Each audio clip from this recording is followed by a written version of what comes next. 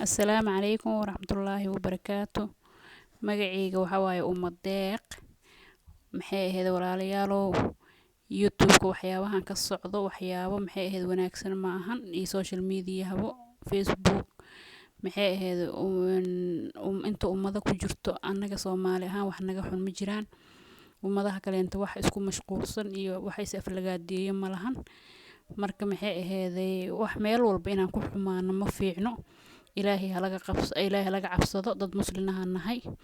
maxay ahayd haddana uma ekin dad wada waaweyn oo maxay ahayd waa yeele oo haddana maxay ahayd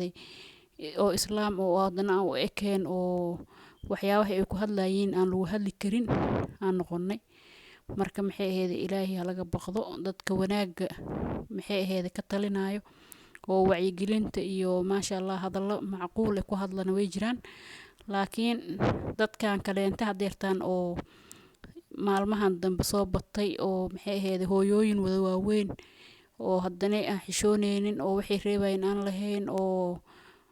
maxay ahayd maanta wax laga faa'iidayo dambi ma ogiye wax ay soo saarayeen ay si jirin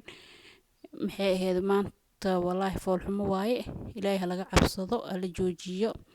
maxay ahayd social media wanaag waxyaabo badan oo wanaag oo maanta ummadaheena idil oo anfacayo qofka waxaas youtube-kan oo views-ku ku raadinaya naftinkiisa wax xalaal ah u fiican